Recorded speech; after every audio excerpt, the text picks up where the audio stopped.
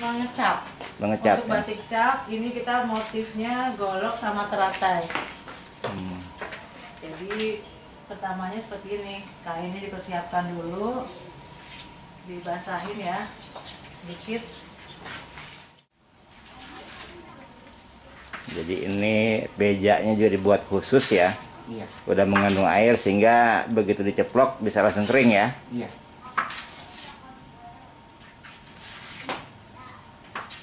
Kalau kita membuat pola di atas kain, ini kalau untuk pola-pola seperti ini, satu hari bisa 1 atau 2 kain atau 3, tergantung juga motif-motif batik tersebut. Kalau motif seperti ini, sepertinya bisa 1 hari bisa 3 kain kita bikin polanya.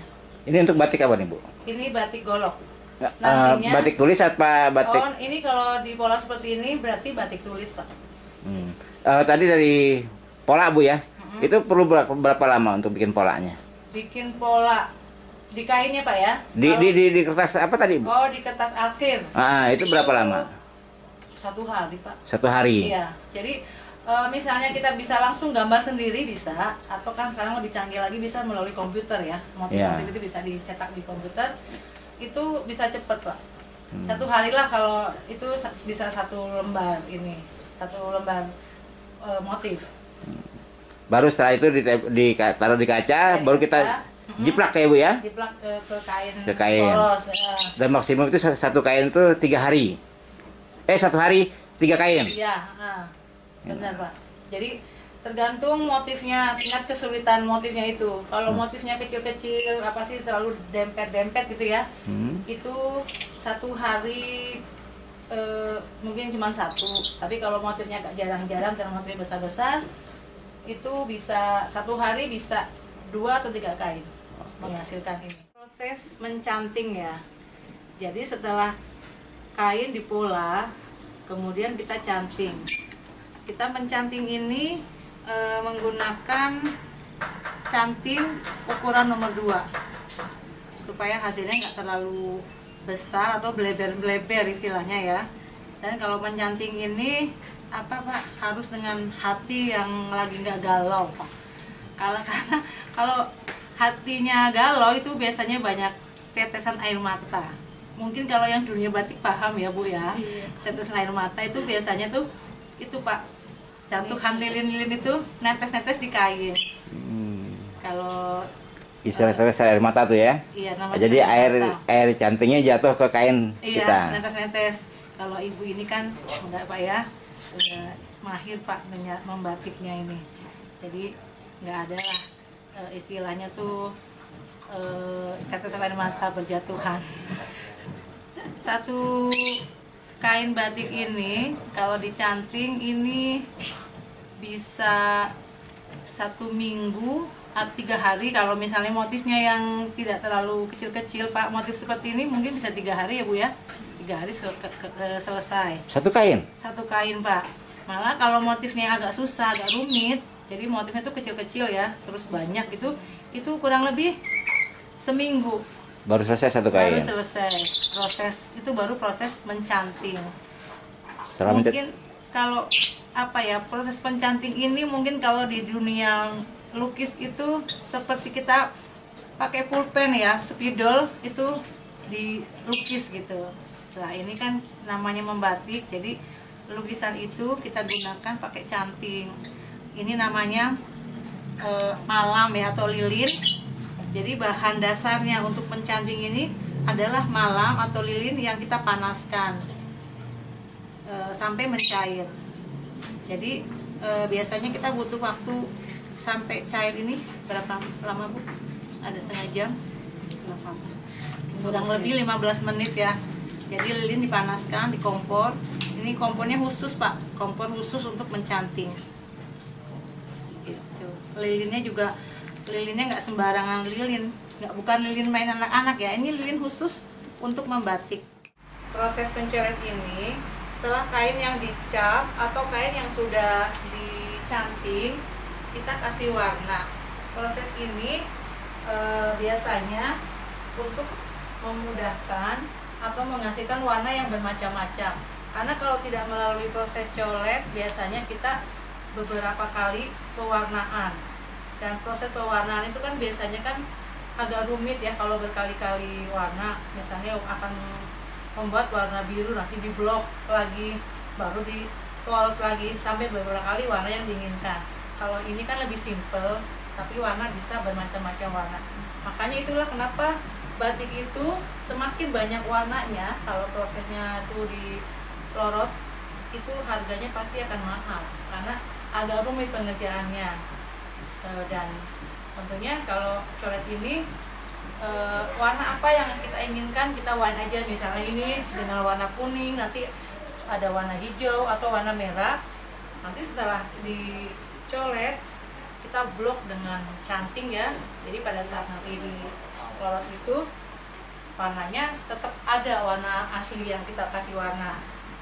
Jika nanti di blok ini juga harus benar-benar rapat, nggak boleh bocor. Seperti itu. Ini namanya proses colet.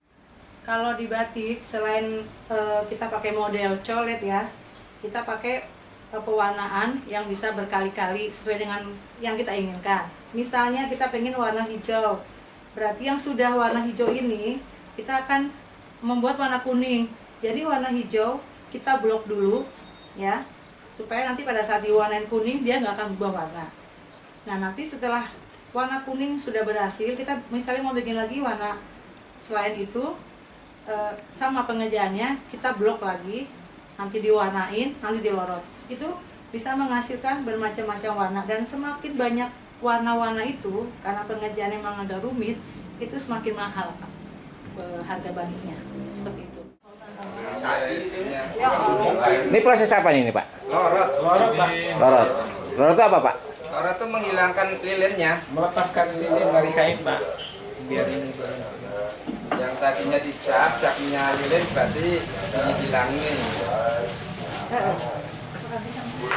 Semangat, santai aja kalau mau digambar gitu.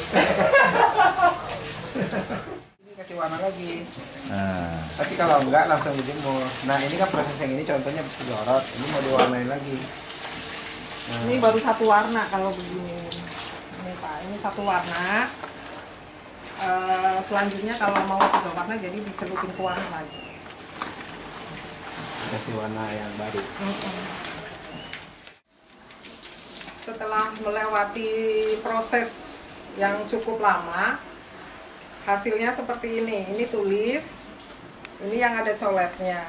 Yang ini colet. Colet, ini colet. Yang ini tulis Ini ya. tulis. Prosesnya cukup lama ya Pak ya. Pakai aku dong. Untuk kemudian ini meneruskan program dari Bu Neneng. Kemudian untuk sekarang kita binaan UMKM. Selanjutnya untuk pemasaran, monggo Pak Subi, pemasarannya batik kita seperti apa? Untuk pemasaran kita ada beberapa jalur yang ditempuh. Ada yang online, ada pun yang offline juga. Beberapa juga pesanan dari dinas untuk beberapa souvenir. Ada juga beberapa teman-teman juga dari jaringan-jaringan komunitas yang memang memerlukan batik khas Bekasi yang kita punya. Dan ini adalah pesanan yang sudah jadi baju. Jadi selain bahan, kita juga sudah bisa membuat baju baik untuk laki-laki, perempuan, demikian juga beberapa macam model yang ada.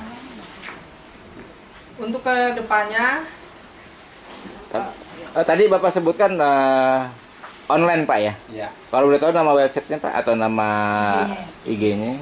IG-nya Batik Bekasi Canting Ayu. Itu berupa Instagram. Instagram. Selain Instagram apa lagi? Selain Instagram ya ada di Tokopedia ada. Juga masing-masing Facebook dan ini semua anggota memasarkan juga. Jadi kita selain IG resmi buat Batik Canting Ayu, masing-masing kita sebagai tenaga Pemasaran. pemasaran juga. Jadi semuanya sebagai outlet daripada produk yang kita punya. untuk pemesanan sekarang kan sudah diwajibkan ya Setiap hari Jumat. Tiap hari Jumat untuk karyawan, pegawai untuk memakai batik. Ini salah satu salah satu modal untuk kita lebih dikenal lagi dengan dinas-dinas maupun dengan masyarakat. Dengan kata lain, Canting Ayu juga memasukkan hasil produksinya ke Dinas Pemda Kabupaten, Bu ya? Iya, melalui ya emang kita udah sekarang udah disupport sama Dinas UMKM dan Koperasi, Pak. Kalau boleh tahu berapa dinas, Bu, yang mesen ke... Sudah berapa dinas ya? Udah lumayan banyak, Sudah dari lima lebih. lebih. Kemarin dari pendudukan, kependudukan juga udah mesen ya, Pendidikan, wisata, Perdagangan, perindustrian. Hampir semua. hampir seluruhnya itu memang memerlukan produk-produk kita ini.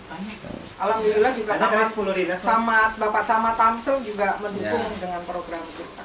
Untuk kedepannya tidak sangat memungkinkan kita untuk membuat printing untuk seragam-seragam sekolah. Untuk produksi lebih banyak lagi, Bu ya? Iya, untuk yang universalnya. Untuk kapasitas yang lebih besar itu tidak mampu dikerjakan dengan cara manual, sehingga untuk Memenuhi target untuk seragam. sama seragam, sampai itu dengan biaya yang jauh lebih terjangkau. Alhamdulillah juga Batik Canting Ayu sudah sering diajak UMKM sama Dinas Koperasi untuk pameran-pameran ke luar daerah, misalnya ke Jogja, Banjarmasin, Medan. dan Medan. Harapan ke depannya, Bu, untuk Dinas UMKM dan pemerintah Kabupaten Bekasi khususnya? Harapannya supaya Batik Canting Ayu ini lebih dikenal, dan harapannya lagi supaya setiap ada permintaan seragam seperti untuk seragam dari karyawan dinas supaya bisa ke Batik Canting Ayu. Kita ketahui bahwa pemerintah Kabupaten Bekasi yang ingin membuat perbub ya, peraturan Bupati tentang UMKM batik. Bagaimana ya pendapat Ibu tentang kabar seperti ini, Bu? Kabarnya ya ini sangat bagus ya untuk pemasaran kita. Karena kalau misalnya memang perbub itu sudah berlaku itu sudah dilakukan gitu ya, itu otomatis kan nanti masyarakat Kabupaten Bekasi sendiri, terutama tadi mungkin pegawai-pegawai, guru-guru atau pegawai swasta, PNS atau swasta, kan otomatis akan memakai batik Canting Ayu. Istilahnya memakai batik dan Khas Kabupaten Bekasi. Khas Kabupaten Bekasi, dan yang ini tentunya kita Batik Canting Ayu akan kebanjiran. Masyarakat Indonesia itu tahu bahwa di Bekasi juga punya batik khasnya ada juga.